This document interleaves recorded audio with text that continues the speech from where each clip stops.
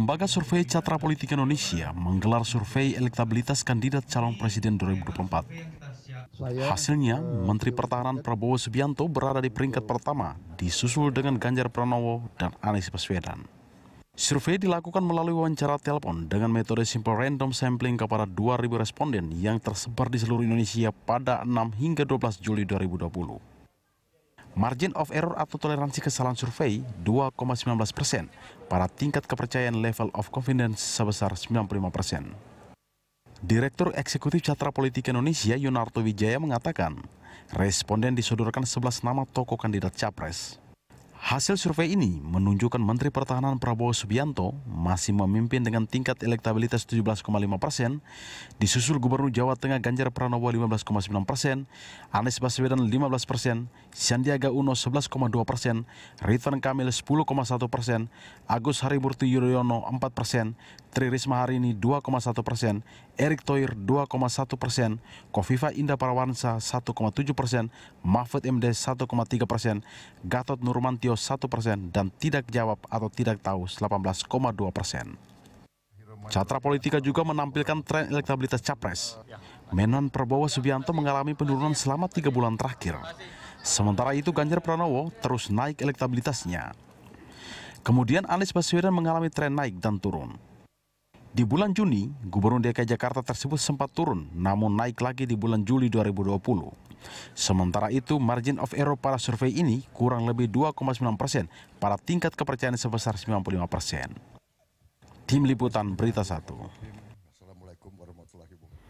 Elektabilitas capres di tengah pandemi, itulah topik dialog kita pagi ini. Ketua Umum Partai Gerindra Prabowo Subianto masih menempati peringkat teratas sebagai calon presiden pilihan masyarakat apabila pemilihan presiden digelar saat ini. Riset dari lembaga Carta Politika ini memberi gambaran bahwa elektabilitas dari Menteri Pertahanan itu masih memimpin, yakni di atas 17,5%. Disusul Ganjar Pranowo dan Anies Baswedan. Dan untuk membahasnya, pemirsa, kita sudah terhubung dengan Direktur Eksekutif Carta Politika Indonesia, Yunarto Wijaya, melalui sambungan Zoom. Selamat pagi, Mas Yunarto. Selamat pagi. Apa yang terjadi selama 3 bulan ini? Seperti apa trennya? Segala masih mungkin terjadi, apalagi pemilihan presiden masih panjang, masih 2024. Seperti apa tren selama 3 bulan terakhir ini? Ya, pertama saya ingin jelaskan bahwa survei ini sebetulnya objektif utamanya bukan untuk menilai konstelasi elektoral terbaru ya, termasuk tentang Pilpres. Kita melakukan survei terkait sebetulnya dengan penanganan COVID. Kita ingin tahu persepsi publik terkait dengan penanganan COVID dari pemerintah pusat, pemerintah daerah, dan kemudian perilaku pemilih atau perilaku politik terkait dengan situasi normal. Tapi memang dari sisi politik kita juga ingin lihat ada perubahan besar apa sih secara elektoral. Jadi ada persepsi tentang pilkada, persepsi tentang partai, dan juga yang tadi kita bahas terkait dengan konstelasi pertarungan menuju Pilpres 2024 yang sebenarnya masih jauh. Yeah. Jadi betul kalau dikatakan apapun masih mungkin terjadi, tetapi memang ada beberapa hal yang menarik kalau kita kaitkan dengan situasinya pada saat dilakukan survei. Kan ini bukan survei sekali saja, jadi kita bandingkan data bulan Mei, bulan Juni dan bulan Juli. Yeah. Dan memang ada temuan menarik terkait dengan pilihan orang kepada calon presiden menuju 2024. Pertama, ini kan memang situasinya incumbent tidak bisa maju kembali. Jokowi tidak bisa diuji kembali, dan ketika ditanyakan mana yang Bapak Ibu pilih, nomor 1 betul Pak Prabowo, tetapi apakah pertanyaan ini kabar baik? Buat Pak Prabowo, menurut saya ini penurunan. Kenapa? Karena sebetulnya Pak Prabowo harusnya mendapatkan elektabilitas jauh dibanding yang lain. Kenapa? Beliau sudah 3 kali maju di Pilpres, sekali menjadi cawapres, 2 kali menjadi capres, dan ketika maju keempat kalinya harusnya elektabilitasnya jauh di atas nama-nama lain.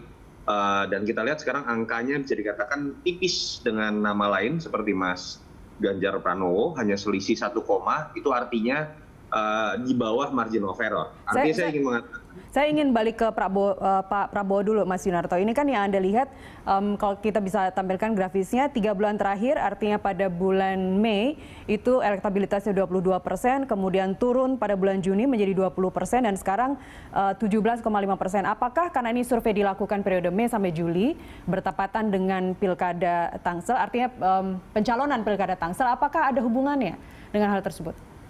Betulnya kan pada saat pencalonan resmi dari keponakan Pak Prabowo, kalau coba dilihat belum masuk ke dalam rentang waktu kita melakukan survei. Nama Sarah itu kan baru muncul seminggu terakhir. Survei ini dilakukan 6 sampai 12 Juli. Jadi sebetulnya tidak ada kaitannya sama sekali kalau coba dikaitkan dengan hal tersebut. Jadi apa yang terjadi? Ini bulan Mei dengan bulan Juni. Ini saya mau sebutkan dulu. Tadi saya belum selesai. Yang kedua, kita harus melihat dulu Pak Prabowo ini sebetulnya dalam survei ini tidak bisa dikatakan unggul bahkan dibanding Ganjar Pranowo. Selisihnya hanya 1% lebih. Sementara survei ini margin of error 2,19%. Artinya ini tidak bisa disebutkan Pak Prabowo unggul di atas Mas Ganjar. Mereka berimbang. Kan artinya ada pertanyaan besar, kenapa Pak Prabowo yang tadi saya sudah sebutkan popularitasnya sangat tinggi, pengenalan tinggi karena dia sudah menjadi capres berkali-kali, kok bisa berimbang dengan seorang gubernur Jawa Tengah saja atau gubernur DKI saja misalnya Anies Baswedan. Menurut saya pertama tentu saja ada sebagian segmen dari Pak Prabowo yang selama ini kan memilih beliau karena menjadi bagian dari barisan anti Jokowi, tentu saja mengalami kecewaan ketika Pak Prabowo masuk menjadi barisan pemerintahan Pak Jokowi, menjadi pembantu presiden. Saya pikir ada resiko yang di situ harus ditanggung oleh Pak Prabowo, barisan anti Jokowi sebagian mungkin mundur. Perhitungan saya bergeser ke Anies atau bergeser ke Sandiaga Uno. Kedua, dari sisi kementerian yang dipegang pun Pak Prabowo bukan memegang kementerian yang banyak mendapatkan panggung sebesar misalnya Menteri BUMN, misalnya sebesar Menteri Keuangan. Terbatas sekali ruang gerak dari Kementerian Pertahanan untuk muncul di media. Itu yang menyebabkan menurut saya nama beliau kemudian trennya cenderung turun dibandingkan dengan kepala daerah seperti Ganjar Pranowo, Ridwan Kamil, Anies Baswedan yang mendapatkan panggung lebih. Jadi lebih ke arah faktor itu dan tidak terkait menurut saya dengan... Bisa nggak saya simpulkan dari... Makanya di Tangerang Selatan, itu belum waktunya. Baik, bisa saya simpulkan dari membaca hasil survei ini, artinya kedikenalan dari Pak Prabowo, popularitasnya memang oke, kedipilihannya yang masih kurang. Bisa disimpulkan seperti itu? Bukan kurang ya, gapnya terlalu besar antara pengenalan yang sudah mentokkan hampir semua masyarakat Indonesia mengenal beliau, tetapi trennya tadi cenderung turun. Artinya ada atribut-atribut yang selama ini sudah dibangun oleh Prabowo di berbagai pilpres cenderung turun. Dan kalau kita melihat momentum, kalau trennya berjalan seperti ini terus, bukan tidak mungkin kalau sebulan kemudian dari sekarang dilakukan survei lagi, mungkin nama beliau sudah disalib oleh Ganjar Pranowo ataupun Anies Baswedan. Anda pernah mengatakan Mas Yunarto waktu itu bahwa 2024 adalah momen terbesar regenerasi. Artinya kita juga mengharapkan wajah-wajah baru, tokoh-tokoh baru yang muncul, tokoh-tokoh muda tepatnya. Kemudian di situ juga Anda mengatakan bahwa calon presiden yang secara biologis sudah tua seharusnya tidak perlu memaksakan diri. Apakah ini rekomendasi Anda untuk Pak Prabowo, nggak usah mencalonkan diri saja? Begini, sebetulnya sudah terbaca ya, kalau kita lihat dari survei ini ada 3 nama yang misalnya cenderung masuk ke dalam kategori yang saya sebutkan tadi, nama baru, nama yang belum pernah maju, nama yang bisa disebutkan bukan bangsawan politik begitu. Ada 3 kepala daerah yang melesat, ada Ganjar, ada Anies, ada Ridwan Kamil. Ini kan menunjukkan ada perubahan perilaku baru ya. Dulu kan kita tahu orang seakan-akan merasa menjadi seorang calon presiden atau presiden itu adalah jatah dari darah biru politik. Cucu pendiri bangsa, cucu pendiri ormas besar, mantunya Jenderal Angkatan Darat misalnya dan lain-lain. Dan kalau kita lihat dari nama-nama ini, 5 besar nama yang masuk misalnya di survei ini, 3 kepala daerah, orang artinya mulai bergeser melihat sosok yang memang punya track record pada saat menjadi gubernur, pada saat menjadi wali kota, apa track record Anda, sehingga kemudian saya bisa menilai apa yang bisa dibawa buat Indonesia ke depan. Dan ini kan terkait dengan situasi COVID, pandemik salah satunya, memaksa orang untuk melihat hal-hal yang konkret, karena tantangannya nyata. Bisa nggak Anda menyelesaikan masalah isu kesehatan? Bisa nggak Anda mengalokasikan anggaran supaya kemudian dari sisi kebutuhan pada saat krisis masyarakat bisa mendapatkan jawaban? Ini yang tidak dimiliki oleh sosok-sosok darah biru termasuk Pak Prabowo. Itu yang menurut saya menyebabkan 2024 menjadi panggung yang lebih besar buat orang-orang baru ini yang punya track record jelas, terutama kepala daerah, mendapatkan panggung lebih karena faktor pandemi ini. Apakah itu juga menjawab bahwa Pak Anies dari trennya juga terus turun, kalau pada bulan Mei itu 18,3%, pada bulan Juni 16,3%, dan sekarang turun di posisi 15%, meskipun masih di urutan ketiga ya di bawah Pak Ganjar. Apakah ini juga artinya keberhasilan dalam mengatur provinsi, keberhasilan menjadi kepala daerah dalam kaitannya dengan pandemi ini juga menentukan? Sangat, menurut saya sangat ya. Orang kemudian sekarang betul-betul mulai melihat secara lebih rasional bagaimana kerja seseorang dan kemampuan seseorang untuk bisa dijadikan capres. Terutama terkait dengan bagaimana orang melihat kepala-kepala daerah ini menghadapi situasi pandemi. Apakah itu sebabnya, Mas Yunarto, apakah itu sebabnya kalau kita lihat Jawa Timur masih tetap merah sampai sekarang, itukah sebabnya Bu Khofifah juga angkanya hanya 1,7%? Atau Bu Tri Risma hari ini hanya 2,1%? Ya, Khofifah juga ada dan angkanya juga di bawah 5%. Jadi sebetulnya kalau kita lihat kan ada korelasi ya tadi, bukan sekedar modal menjadi kepala daerah kemudian bisa menjadi capres kuat. Tapi ketika kepala daerah ini misalnya mendapatkan banyak kontroversi, bahkan mendapatkan banyak sorotan secara negatif, itu bisa menjadi efek bumerang. Contohnya kan buat Ibu Khofifah, dengan segala hormat saya, bahwa ketika kita tahu Jawa Timur kan cukup besar nih jumlah penduduknya. Logikanya kan dia harusnya bisa menjadi salah satu capres kuat, minimal buat warga Jawa Timur. Tapi kita tahu juga buat Ibu Khofifah dengan Ibu Risma ada catatan dalam beberapa bulan terakhir konflik di antara mereka berdua malah kemudian naik ke atas panggung. Lalu kemudian Surabaya sendiri, bagian terpenting dari Jawa Timur, menjadi zona merah, bahkan sering dikatakan zona hitam atau zona ungu gitu kan. Yang itu terbaca kemudian di survei sekarang, kenapa seorang Khofifah tidak mendapatkan angka sebesar Ridwan Kamil misalnya, atau Ganjar Pranowo misalnya. Jawa Tengah jumlah penduduknya harusnya lebih sedikit dibandingkan dengan Jawa Timur. Jadi betul, itu konkret. Bagaimana pandangan orang terhadap kepala daerah pantas tidak menjadi capres akan sangat terpengaruh dari bagaimana mereka menghadapi situasi COVID, situasi yang jarang sekali terjadi dalam konstelasi politik dunia ataupun Indonesia. Apakah karena Anda, mungkin kita semua berharap ada tokoh baru, ada tokoh muda yang muncul menjadi sosok presiden 2024 nanti, orang-orang seperti orang-orang lama, seperti Ketua Umum Partai Golkar misalnya, Pak Erlangga Hartarto, atau petinggi PKB, Pak Mohaimin Iskandar, Wakil Ketua DPR, itu tidak masuk dalam survei Anda?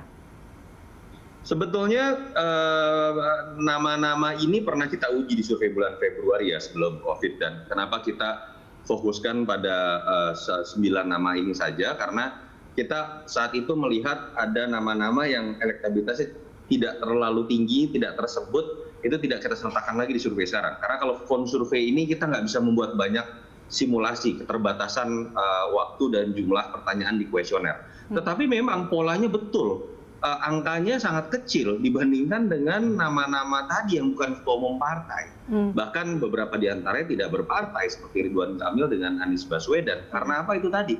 Pergeseran pemilih yang terjadi bahkan sekarang lebih cepat dan lebih ekstrim dari biasanya sekedar ngikut. Saya memilih partai apa, saya akan memilih ketua umum tersebut menjadi capres. Polanya tidak lagi seperti itu. Orang akan membedakan pilihan saya kepada partai akan didasarkan pada misalnya yang saya kenal ketika menjadi calon anggota DPRD atau calon DPR di daerah saya. Tapi untuk capres berbeda. Tidak ada faktor ikatan sekedar darah, satu daerah, atau karena kesamaan partai yang saya pilih. Betul-betul menurut saya sudah bergeser kepada siapa yang dianggap mampu. Jadi para ketua umum saya pikir harusnya berkaca. Bukan hanya survei Carta Politika, Indikator, SMRC, dan beberapa lembaga survei lain sudah menempatkan nama besar seorang ketua umum, apalagi sekedar darah biru, itu sudah menjadi faktor sekunder yang harus dilengkapi oleh faktor bagaimana Anda menunjukkan portfolio Anda sebagai seorang ketua organisasi kah, apalagi seorang kepala daerah dan pejabat ataupun menteri. Kalau kita lihat Pilkada Jakarta 2017, kemudian Pilpres yang kemarin 2019, ada kejutan-kejutan di tikungan terakhir. Ada yang menunggu di tikungan terakhir untuk menyalip orang-orang yang sekarang masuk dalam konstelasi atau dalam survei-survei ini. Apakah itu kemungkinan akan terjadi di 2024 nanti? Ini pertanyaan yang menarik ya. Sejarah Indonesia memang memperlihatkan dalam keterpilihan seorang presiden banyak kejutan, banyak kuda hitam yang tidak diduga di awal yang kemudian malah menjadi presiden. Siapa yang menyangka misalnya seorang Habibie bisa menjadi presiden lewat kecelakaan sejarah.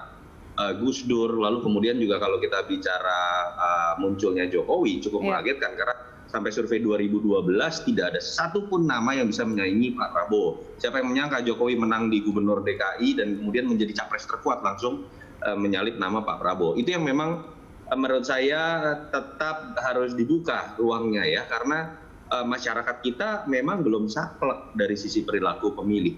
Kecenderungan mereka juga seringkali menunggu wow efek kejut. Nama-nama yang mendapatkan momen besar dulu Pak Jokowi cium tangannya Pak Bibit Waluyo. SBY juga. Pak SBY kemudian disebut Jenderal Taman Kanak-Kanak oleh almarhum Taufik Kimas, saya ingat sekali 5 Maret 2004 menyebabkan namanya melambung. Jadi memang kemungkinan masih sangat banyak bisa terjadi, tetapi pola perilaku pemilih bahwa mereka akan lebih melirik sosok yang sudah punya track record, termasuk besarnya peluang buat para kepala daerah yang mungkin akan memunculkan kejutan-kejutan lain, nama-nama lain, menunggu momentum yang besar. Itu menurut saya yang harus kita coba buka kemungkinannya. Itu sangat mungkin.